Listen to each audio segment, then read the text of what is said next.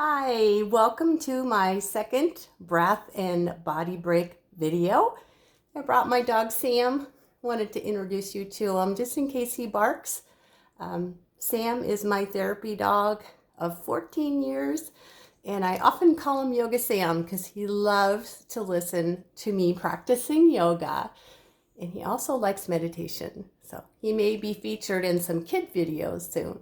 So I'm going to sit Sam down and we'll do our breath and body break. So I have the belt on that I talked about yesterday, the Buteyko breathing belt. And I promised I would review it.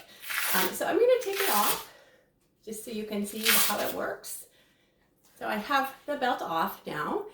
And I talked yesterday about the importance of bringing the breath down into the diaphragm. So the diaphragm is located at the lower rib cage. And as you inhale on the with the diaphragmatic breathing, if you place both hands, one on each side of the rib cage, you'll feel the rib cage expand. And we'll try this. And then exhale, as you bring your belly button back towards your spine, the rib cage comes in slightly. So you're working with really deep abdominal muscles. You may not feel that abdominal contraction for a while. The abdominals are very deeply down, close to your skeleton. So they're about 4 layers deep, the transverse abdominis and the internal obliques that we're working with. But the breathing belt helps you identify them. So the belt acts like a support. You might think of it, sometimes we say a corset when we're teaching breathing, of expanding the corset on the inhale and contracting and pulling in on the exhale. It's not my favorite visualization, but it does help. So the breathing belt is not what I would imagine a corset to be as far as comfort. It's actually quite comfortable. It's elastic and you can cinch it as much as you want. So you can see that the breathing belt fits right at the lower rib cage, which automatically brings the breath to the diaphragm when you're breathing. So you don't have to use your hands. The belt will give you that resistance. So if you're not standing already, I invite you to just come and stand in mountain pose. So we did a seated mountain pose yesterday, which is all about posture. So wherever we are, sitting, standing, lying down, we want to have good alignment so we can allow the respiratory system to work well. If we're hunched forward, the diaphragm is compressed. And also if we have ourselves too much in extension or that heart up position, the diaphragm can't work as efficiently either. So you want to come to a neutral position. And again, look at your feet. Position your feet about hip width apart.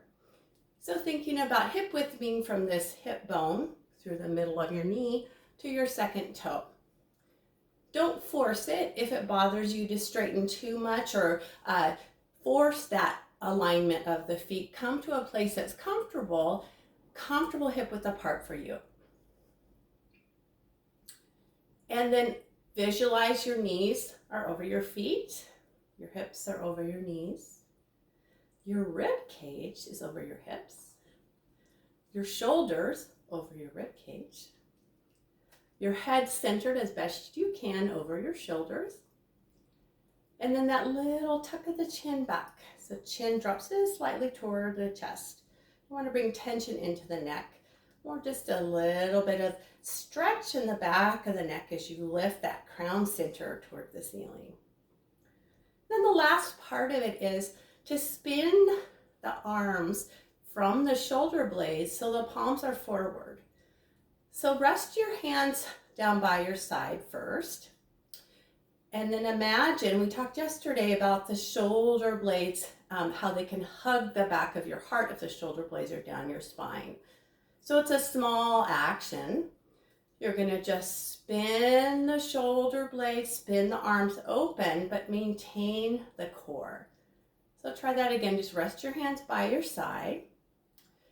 And then you're going to spin open, but still keep the rib cage over the hips, hips over the knees, knees over the feet, and the crown center toward the ceiling. Okay. So pause here for a moment. This is mountain pose. So imagine how strong you have to be a mountain. Your feet are grounded, but you also have this beautiful alignment from your feet up.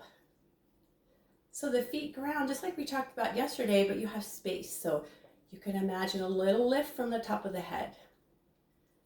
And feeling the spaciousness in the grounding of mountain pose. All right. And then relax your arms by your side. Yesterday we did a seated cat-cow. So I'm going to invite you to do a standing cat-cow to prepare for some breathing. So you notice I started moving a little bit. Mountain pose is static. In therapeutic yoga, we teach strength, stretch, strength. Stretch, strength, stretch. Either way, when you do a strengthening movement or a static movement, you want to unwind. Often our tissues are just too locked down if we're suffering from chronic pain or stiffness from sitting.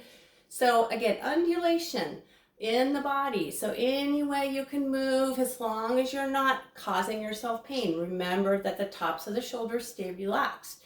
Moving through the rib cage. You can do some hip circles. Sometimes we call this dance party in my class.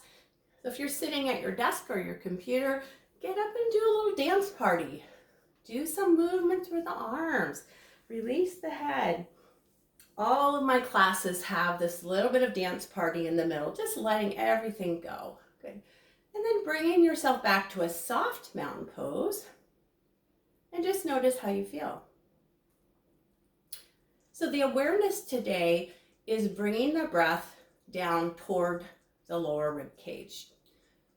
So one way to access that initially is to place one hand at your heart and one hand at the lower rib cage.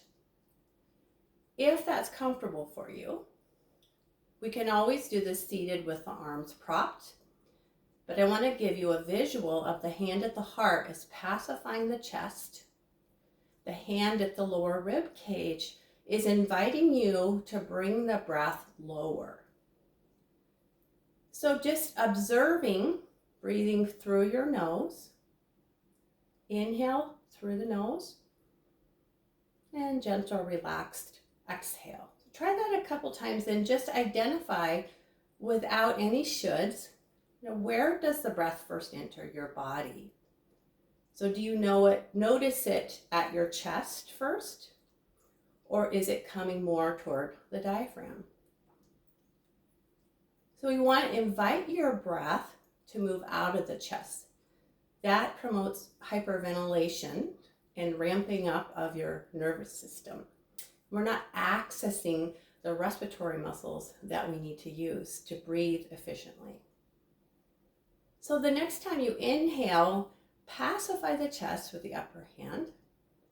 Inhale, can you inhale into that lower rib cage? So you feel expansion, not only from the rib cage, but all the way around.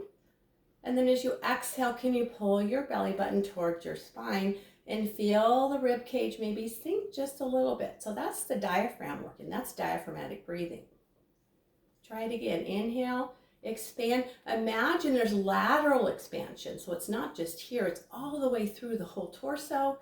And as you exhale, you're going to pull in and feel that rib cage come together. If it helps to visualize a corset, feel free, or even this breathing belt, which I find to be super helpful. So again, you can place your hands, right here, right at the lower rib cage, and feel the expansion. So as you inhale, expand, and as you exhale, pulling in. Good. So that's an option. You can also just place one hand on either side of the rib cage. You can place your hand at the heart, one hand at the lower rib cage. So I'm going to bring this diaphragmatic work into something that might seem a little silly, but if you have a yoga ball, this can be really helpful to either lie face down on the floor or over a ball or a way to get your head below your lungs. And working with the diaphragmatic breath with resistance of the ball. So I'm going to show you one way today, which is over the ball. Tomorrow I will show you how to do this on the floor. So I have a yoga ball. If you don't have one, you could try doing this over a small table. Make sure you have enough padding. I don't know if a chair would work or not. And this is just one idea. So I'm going to kneel down next to the yoga ball. And then we're just going to fold forward over the ball. I'm going to make sure you can see me. And I'm going to come forward. Oops, got to move back a little bit. Still learning how to use this camera. All right, here I go. I'm over the ball. I think you can see me. So this in itself feels really great to my mid-back. And with your mouth closed, inhale and exhale. Just notice the resistance of the ball. And then I'm going to just show you what I mean by working with the diaphragmatic breathing with the belt and really contracting and pulling in on the exhale and filling and expanding on the inhale. So here we go. I'll do 2 breaths.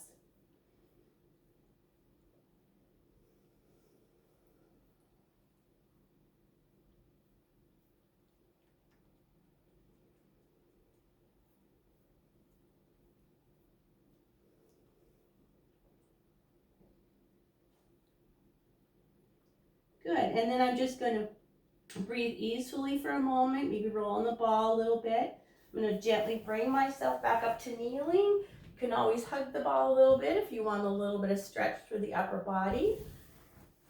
And then I'm going to bring myself up and just sit on the ball and, check in with you on this type of breathing. So I'm sitting on the ball, which is similar to the chair.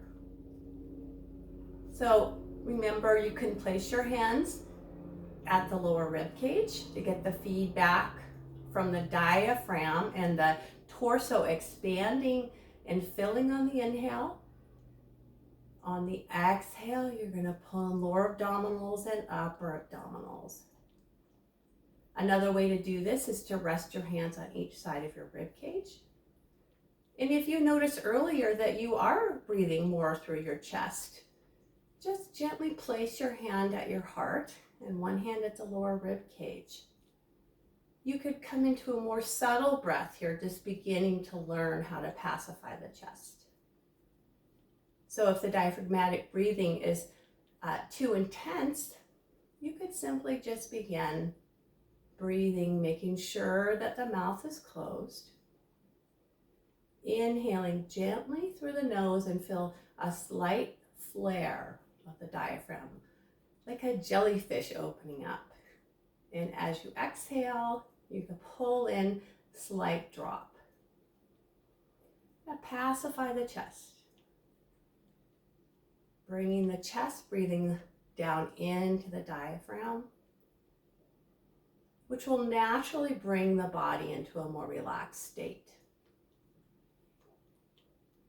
So this is the beginning of what we call subtle breathing. And the breathing belt can be very helpful for that as well. But for today, that's your short breathing and body break. I invite you to bring your hands together at your heart. Thank you very much. Wishing you breathing well and good health. Namaste.